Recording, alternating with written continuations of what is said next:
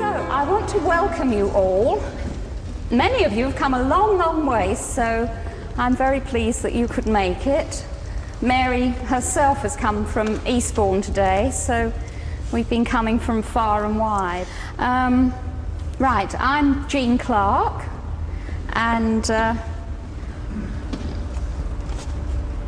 I've been working with Mary for about 20 years now. And Mary herself has been working with her work for at least 25. She took over from her husband in 1974, just a year before he died. And the connection, an interesting Alexander connection, was that Aldous Huxley used to go to her husband.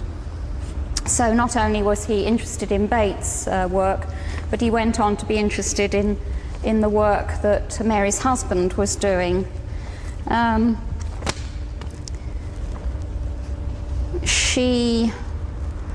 If you've read your blurb, I'm just looking at it now. She is a member of the International Association of Colour Therapists and is also on the British Register of Complementary Practitioners. She works mainly with visible ray therapy, which she will tell you all about, and I have used her other very important work of eye muscle retraining, which I've found really fascinating. So I think without more ado, I'll pass you over to Mary. What we're going to be doing is she will be telling you all about her work, and we will intersperse it with little practical things for you to do, and things that you can do. We're going to have 2 tea breaks because there is a shortage of cups, so that you will have things that you can work with your eyes when you're not having your tea. Okay. 3 of these spare. Oh, right. Okay. Yeah. Anybody can. Yeah, well, there are 3 more to come, actually. 2 for them. Oh, I see. Right. Okay. 1 more. Oh, only 1 more to come. 3 of That's these good. spare. So. Okay. Oh, that's right.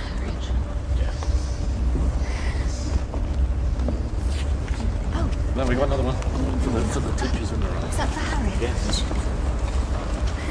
Okay, so Mary, that's Right, I'm so pleased to come and speak to you this afternoon, but I'm not very used to speaking, and unlike Jean, I don't have a school or a class.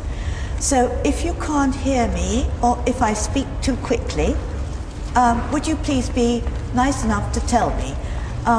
Because it's very difficult to know quite if my voice carries down to the other end and if you can actually understand what I'm saying. Also, because I usually have a one-to-one with my patient, I'm used to actually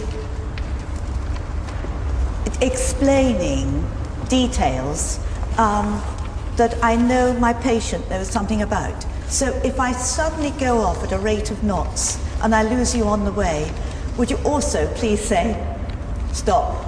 You know, we can't understand a word you're saying. It would help, it'd be much more helpful, so please don't be polite to me, and just help me along in that way. I'd be very pleased. Anyway, the eyes. The eyes are one of the main parts of the central nervous system. They reflect whether we're happy or sad, whether we're ill, whether we're worried. It shows you only have to look at somebody to see their expression, to know if they're well or if they're not well. Now, the eye itself cannot work at all without light. It's absolutely dependent on light for its functioning.